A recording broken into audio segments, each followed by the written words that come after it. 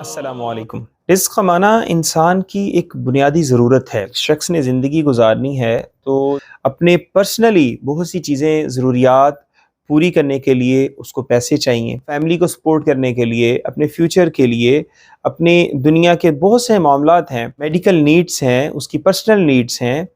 ان سب کے لیے انسان کو رزق کی ضرورت ہوتی ہے، کمانے کی ضرورت ہوتی ہے۔ کچھ لوگ جاب کر کے کماتے ہیں، کچھ لوگ بزنس کر کے کماتے ہیں۔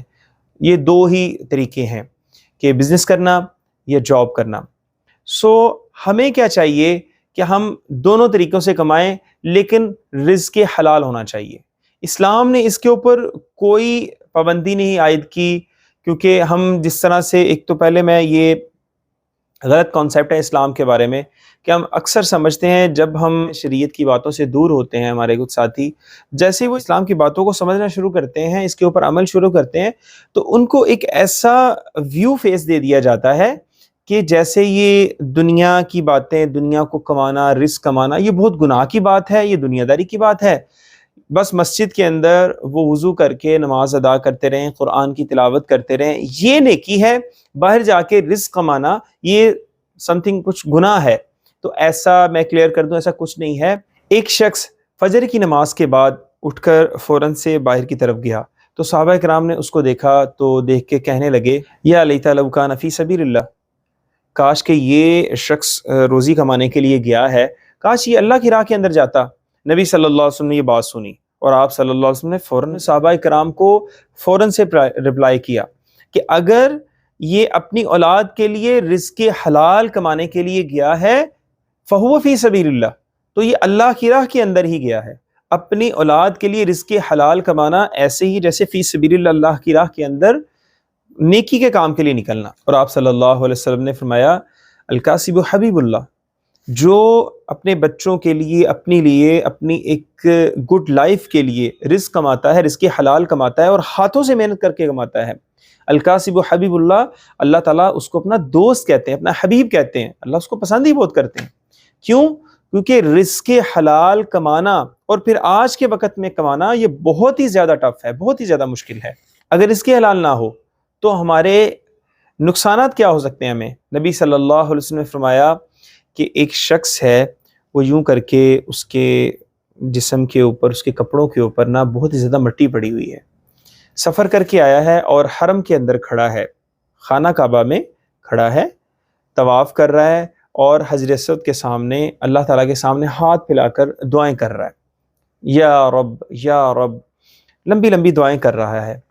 اب وہ دعا کرتا ہے تو اس کی دعا قبول نہیں ہوتی۔ کیوں؟ اللہ تعالیٰ فرماتے ہیں کہ میں تو تمہاری دعا قبول کیسے کروں؟ وَمَلْبَسُ حَرَامٌ طَعَامُهُ حَرَامٌ وَشَرَابٌ حَرَامٌ، جو اس نے کھایا ہے، جو اس نے پیا ہے، جو اس نے لباس پہنا ہوا ہے، وہ سب حرام ہے، اس نے حرام رزق سے سب کچھ پہنا ہوا ہے، تو میں تمہاری بات کیسے سن لوں؟ یعنی کہ اگر رزق حرام ہوگا تو اللہ تعالیٰ اس کی بات نہیں سنیں گے۔ ایک طرف اللہ تعالیٰ یہ کہہ رہے الکاسب حبیب اللہ، حلال کمانے والا اللہ کا دوست ہے، اور جو حرام کمائے گا اللہ اس کی بات ہی نہیں سنیں گے، کنسیڈر ہی نہیں کریں گے اس کو۔ ایک شخص کی دعائیں ہی قبول نہیں ہو رہی تو اس کے لیے کتنی پریشانی کا باعث ہے۔ ہمیں چاہیے کہ ہم رزق حلال کمائیں، رزق حلال کے اندر برکت ہوتی ہے۔ قیامت کے روز جب اللہ تعالیٰ کے سامنے انسان جائے گا تو اللہ تعالیٰ اس سے کچھ کوسچن کریں گے، زندگی کہاں لگائی، اور اسپیشلی اس کی ینگ ایج کے بارے میں اس سے کوسچن کیا جائے گا، جوانی کہاں پہ صرف کی، رزق کہاں سے کمایا، کہاں پہ انویسٹ کیا، کہاں پہ خرچ کیا۔ اللہ تعالیٰ کے سامنے جا کے ہم سے جو سوال کیے جائیں گے ان میں سے ایک مین کوسچن یہ ہے کہ رزق حلال کمانا، کہ کمایا کہاں سے، لگایا کہاں پہ۔ اور رزق حلال کمانا اور پھر اللہ کی راہ میں خرچ کرنا، یہ ان چند کاموں میں سے ہیں کہ جن کے بارے میں نبی صلی اللہ علیہ وسلم نے فرمایا کہ صرف ان کے ساتھ رشک کیا جا سکتا ہے کہ یا اللہ اس کو رزق حلال آپ نے عطا کیا ہے، یا اللہ مجھے بھی عطا کر اور اس کا بھی باقی رکھ۔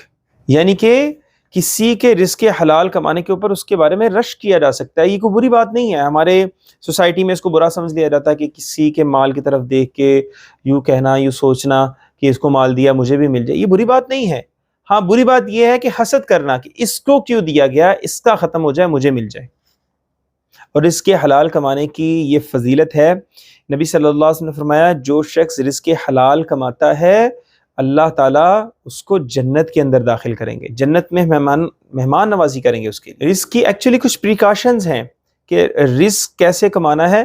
رجال اللہ تلہیہم تجارت ولا بیع عن ذکر اللہ، کہ جس وقت ایک تاجر ہے وہ رزق کما رہا ہے تو اس کا رزق، اس کی جاب جو ہے رزق کماتے ہوئے میرے ذکر سے یا میری نماز سے اس کو غافل نہیں کرتی، مطلب اس کو جا کے فوری وہ نماز کو ادا کرتا ہے، اللہ تعالیٰ کے ذکر سے غافل نہیں ہوتا، صرف اس وجہ سے کہ میری پارٹی بیٹھی ہوئی ہے، میں اسے ڈیلنگ کر رہا ہوں یا میرے باس مجھے منع کرتے ہیں۔ میں نے یہ دیکھا ہے کہ اگر کوئی بندہ امپلائی ہے وہ اپنے باس کو یہ کہہ دے کہ میں نے نماز کے وقت چھٹی لینی ہے، اس کے باس اس کو کبھی بھی کچھ نہیں کہیں گے۔ میں نے میکسیمم کیسز میں یہ دیکھا ہے کہ باسز نے کبھی نہیں منع کیا، نماز پڑھنے سے کبھی نہیں منع کیا۔ اگر آپ کسی شخص کو یہ کہیں گے نا کہ آپ بیٹھے میرا ویٹ کریں، میں نماز پڑھ کے آتا ہوں، اگر وہ ریئلی اس کے اندر ایمان کی ذرا سی بھی ایک رمق ہوگی نا، ذرا سی بھی ایک کھینچ ہوگی، وہ فوراً ریگریشن فیل کرے گا کہ یہ نماز پڑھنے جا رہا تو میں کیوں اس کا ویٹ کروں، وہ بھی ساتھ نماز پڑھنے کے لیے چلا جائے گا۔